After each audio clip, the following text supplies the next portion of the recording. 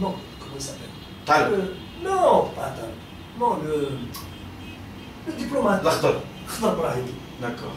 Dont il a été question à plusieurs reprises par la suite. D'accord. Il y avait des personnalités. Il y avait des anciennes personnalités du FLN. Pourquoi elles n'ont pas été sollicitées? Par exemple, je ne sais pas moi, à l'arme. Il y avait, comment il s'appelle, Marie Atros, qui va être ministre après. Il l'a appelé après. Il l'a introduit comme ministre. Mais est-ce qu'il pouvait constituer un catalyseur national, c'est-à-dire un moteur comme ça de... parce que le pouvoir, il était vraiment à plat. Ne me fais pas accepter cette idée qui est devenue smaria, avec tout le respect que je dois aux gens qui y ont cru, pas ceux qui l'ont ourdi. Ne me fais pas accepter cette baliverne que les décideurs cherchaient un catalyseur.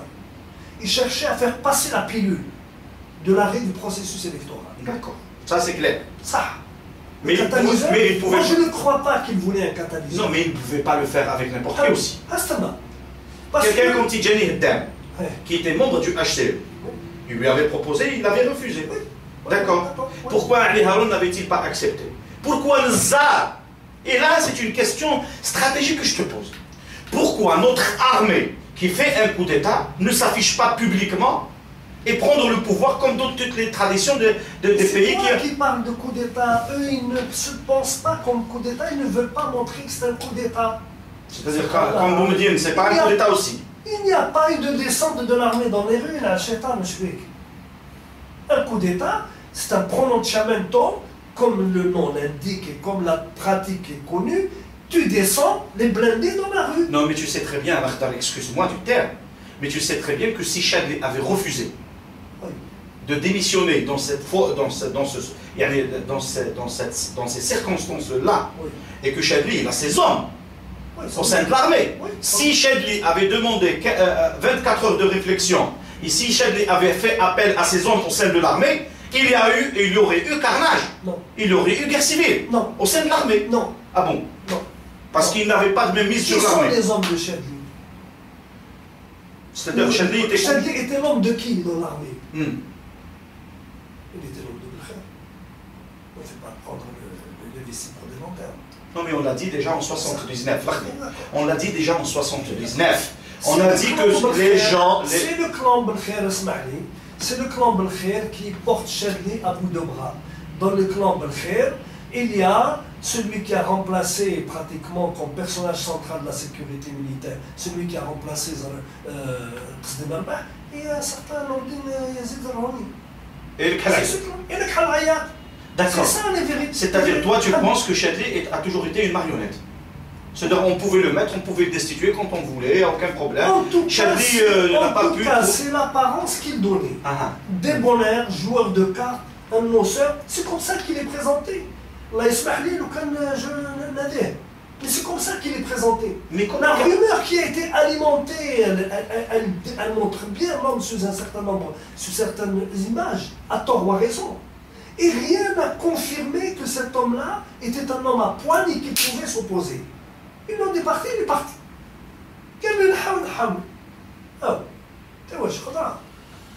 En tous les cas, nous attendons, nous attendons les textes, nous avons le témoignage parce que c'est important, parce que quelqu'un comme ça, qui arrive à gouverner pendant 13 ans. Bien sûr, bien sûr.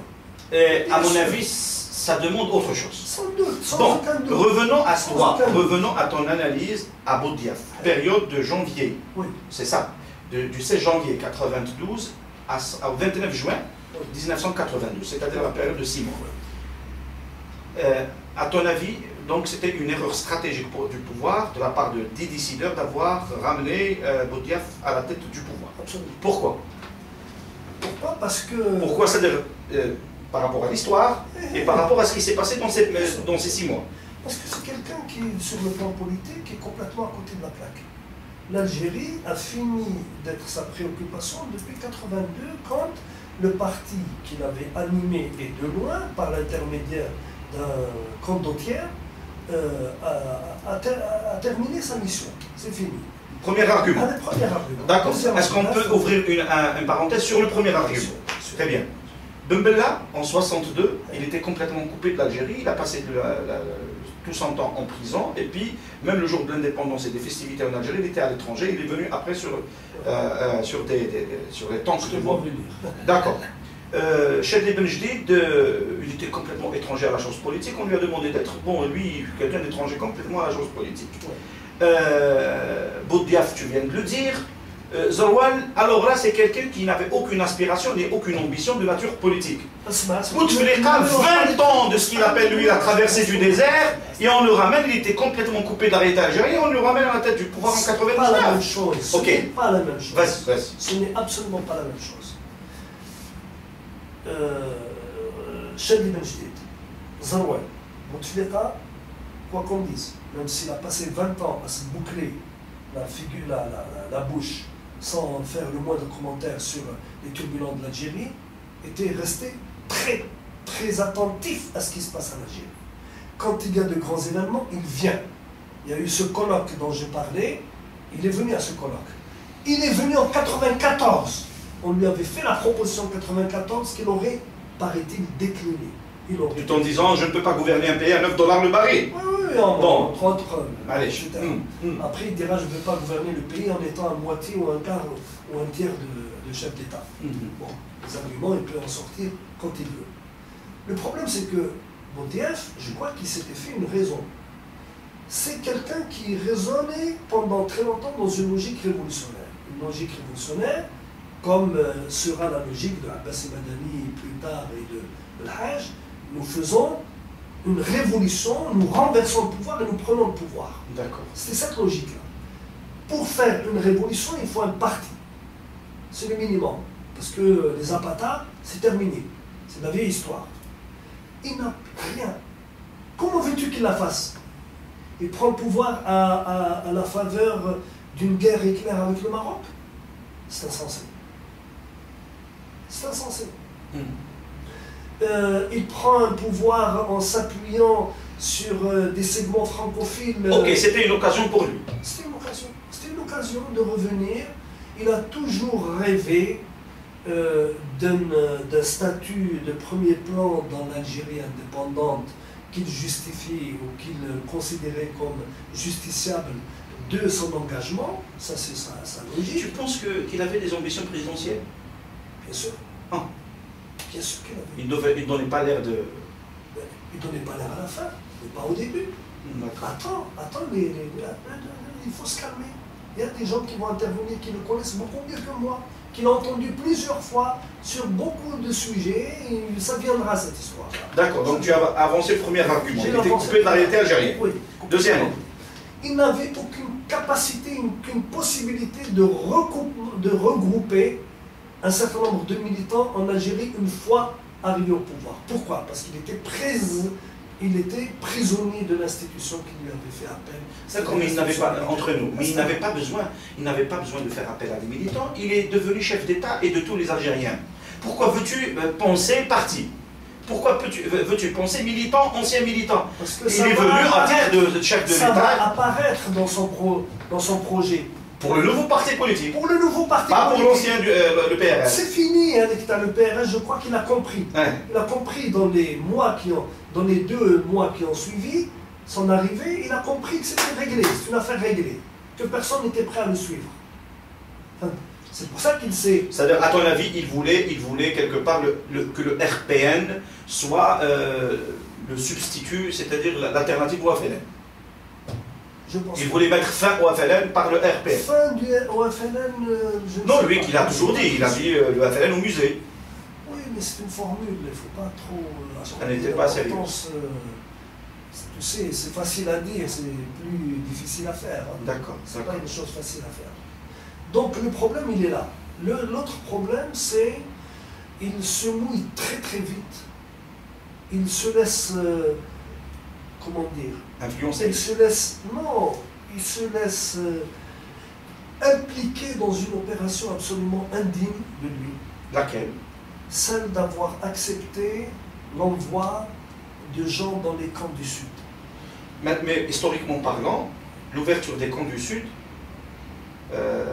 était avant l'arrivée de Boudiaf à la tête du pouvoir. Ils avaient déjà ouvert les comptes. Mais ils ont continué à le faire, il n'a rien dit. Il n'a rien dit. C'est-à-dire que la responsabilité en termes historiques. Il l'a adossé. Il l'a adossé. Il l'a endossé. Il l'a endossé, pardon. Il l'a endossé, bien sûr. Mais même si c'est pas lui qui a ouvert les comptes du Sud. Même si c'est pas. Et à plus forte raison. À plus forte raison. La moindre des choses, c'était avant de leur donner un accord, de s'informer. Et tout le monde parlait des comptes du Sud. Et sans doute les Marocains qui n'ont pas arrêté de déblatérer sur l'Algérie. Ils ne pouvaient pas l'ignorer. Lui, il a commencé d'abord à constituer une commission d'enquête parallèle, à envoyer des amis à lui dans les comptes du Sud. Et à cette même époque, on dit qu'il avait libéré pas mal de gens. C'est-à-dire, si tu lui reproches ça, il y a des vérités parallèles aussi. Sans doute. D'accord. Continue. Alors, quatrième point. Quatrième point, je pense qu'il était dans une certaine mesure prisonnier de ce que tu appelles, toi, une amitié avec des gens qui étaient dans l'Hexagone. Ce dont tu parles de Rachid Krim et de quelques autres. Il y a Rachid Krim, mais il y a probablement aussi d'autres gens que nous ne connaissons pas. Parce qu'il n'est pas que Rachid Krim. Mais Rachid Krim, il a rejoint la présidence. Rachid Krim a rejoint, puisque c'est Rachid Krim qui pratiquement va lui donner le feu vert, paraît-il. C'est quand Rachid Krim lui a dit vas-y, et qu'il lui a ramené un certain nombre, 4 représentants avec lui, qu'à ce moment-là, il s'est engagé. Moi, que j'ai des doutes, moi, personnellement. D'accord. J'ai des doutes. Comment tu analyses maintenant, parce que bon, les raisons qui ont poussé Boudiaf à accepter lui sont propres, et puis il y a sûrement des raisons subjectives, il y a des raisons objectives, etc. etc. Les raisons de sa politique dès le départ, vont être expliquées plus tard, Oui. par la nature des conséquences Oui, que l'Algérie a vécues par la suite. Maintenant, toi, comment tu peux résumer en termes politiques, indépendamment de Boudiaf? Parce qu'il y avait le Boudiaf, il y avait le pouvoir. Il y avait, j'allais dire, une sorte d'animosité, de rupture à l'intérieur de la présidence, du pouvoir, c'était clair, chose qui a conduit à l'assassinat de Boudiaf. S'il y avait consensus au sein de la présidence et de l'armée et des décideurs, il n'y aurait jamais eu l'assassinat de Boudiaf. C'est le côté sombre de l'histoire. Hein? Non, c'est pas beaucoup de choses. C'est le côté sombre. On a beaucoup péroré sur les raisons. Pourquoi, à ton avis, le pouvoir réel, c'est-à-dire le pouvoir occulte réel, c'est-à-dire le pouvoir des décideurs, particulièrement ceux qui l'ont ramené, pourquoi se sont-ils, ces gens-là, je veux dire, retournés contre Boudiaf? En quoi Boudiaf pouvait-il déranger le pouvoir? Pourquoi le pouvoir dérangeait pourquoi Boudiaf dérangeait le pouvoir? Parce que quand même En apparence, c'est les commissions d'enquête qui l'ont mis en place. D'accord. En apparence. Les commissions d'enquête qui sont liées à plusieurs aspects très interlopes, très... sécurité, internement, corruption, éducation, trafic divers, et probablement aussi quelques sombres affaires internationales. Donc il a commencé à fouiller. Il a commencé à fouiller. Il aurait, paraît-il, obtenu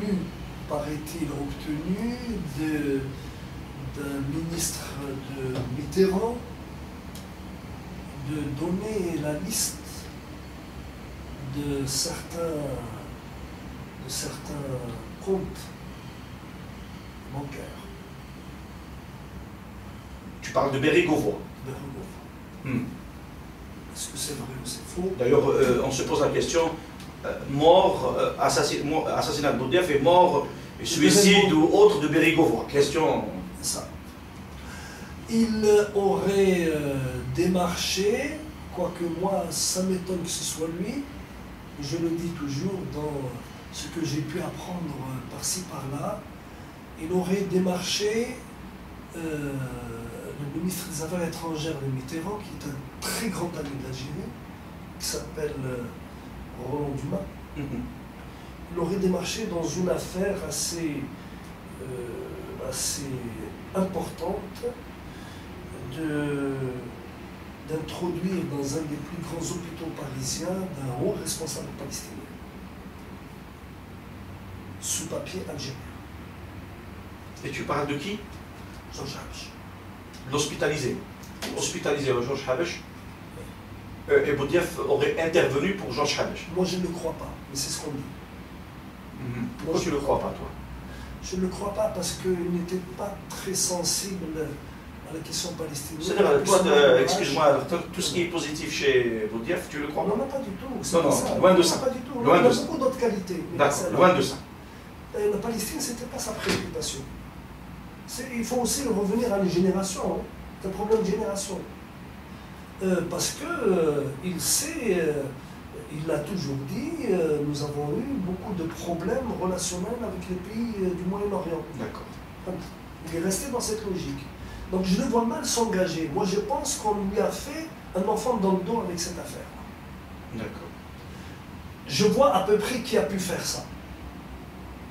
Vu la personnalité en question, vu les personnes qui en Algérie étaient de l'obédience de Georges Habash, qui étaient très liées à Georges Habash. Tu parles de qui?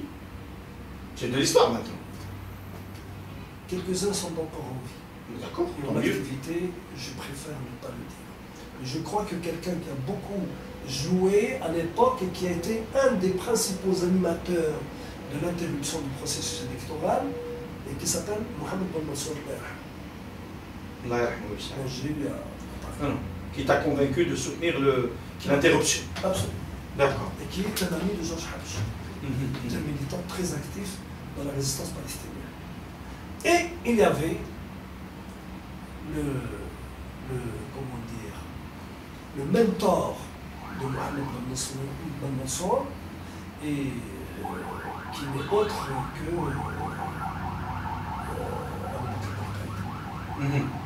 qui probablement a joué un rôle très important dans cette affaire. Et d'autres. Donc dans cette affaire, je crois que il a ouvert la voie à une véritable entreprise de déstabilisation. De qui? Ce qui était contradictoire. Déstabilisation de qui? Venant de sa propre déstabilisation. Ah, d'accord. Sa propre déstabilisation. Et c'est un peu paradoxal. Pourquoi c'est paradoxal? Parce que son entourage, son staff qui l'a accompagné est relativement francophile. Francophile? Francophile, j'ai dit. Ah. Et lui, par contre, est un... Parce que d'autres diront, pour corroborer ce que tu dis, son entourage était francophile, chose qui justifie l'action Boudiaf contre la langue arabe, le gel de l'utilisation de la loi sur la langue arabe. On vient de le dire. Ça a commencé avec Boudiaf et ça s'est terminé avec Keffi par la suite. Il est sûr que... Donc, est-ce que tu penses que c'est cette junte francophile à l'intérieur du pouvoir qui a entouré Boudiaf, à l'intérieur du pouvoir de Mouradia, qui a joué contre un petit peu cette dimension de l'identité nationale? Non, ce n'est pas cet aspect qui m'intéresse. D'accord. Ce n'est pas cet aspect qui m'intéresse. Ce qui m'intéresse, c'est, je dis, c'est contradictoire. Contradictoire parce que la France avait intérêt à ce que Boudiaf gouverne en Algérie, de par son entourage immédiat.